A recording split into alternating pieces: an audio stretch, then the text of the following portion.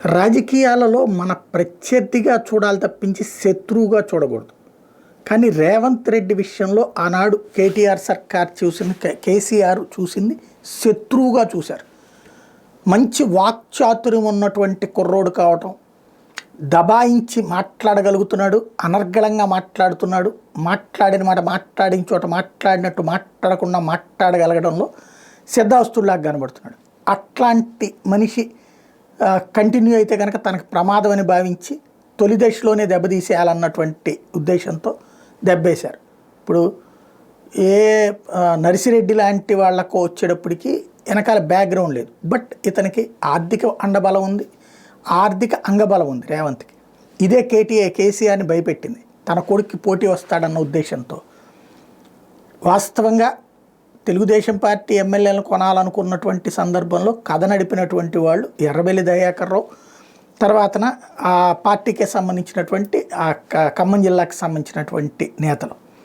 అయితే వాళ్ళని కాకుండా వాళ్ళిద్దరితో కేసీఆర్కి మంచి కాంటాక్ట్ ఉంది. వాళ్ళ తర్వాతన ఇప్పుడు కేసీఆర్తోనే ఉంటున్నారు.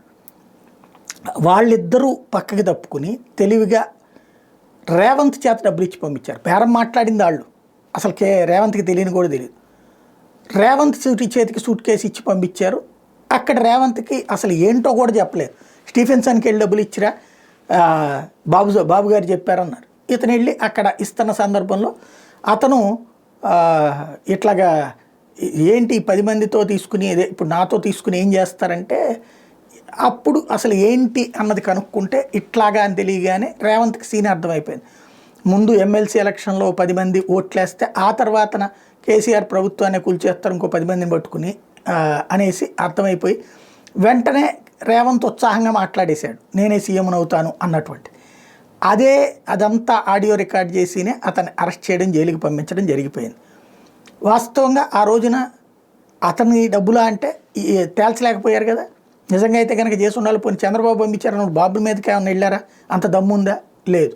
రేవంత్ని ఇరికిచ్చేశారు. రేవంత్ వెళ్ళాడు, జైలుకి వెళ్ళాడు, వచ్చాడు. ఆ కసితోనే అతను సీఎం అయ్యాడు. ఇప్పుడు అదే కసి తీర్చుకోవాలనుకుంటే ఏసీబీకి సంబంధించినటువంటి కేసులు క్లియర్గా చేతిలో లడ్డూలాగా దొరికినటువంటి పని. హైకోర్టు కూడా రిజెక్ట్ చేసింది. ఇక్కడ ఛాన్స్ ఇచ్చాడు రేవంత్, గబక్కన పట్టుకెళ్ళిపోలేదు. ఛాన్సుల మీద ఛాన్సులు ఇస్తూనే ఉన్నాడు. చివరిదాకా అవకాశాన్ని వినియోగించుకున్న తర్వాత మాత్రమే చట్టబద్ధంగా అరెస్ట్ చేయడానికి సిద్ధపడుతున్నాడు. అప్పుడు జరిగిన పరిణామాలు ఇప్పుడు జరిగింది చూస్తే రేవంత్ దగ్గరే కాస్త సహనం కనబడుతుంది.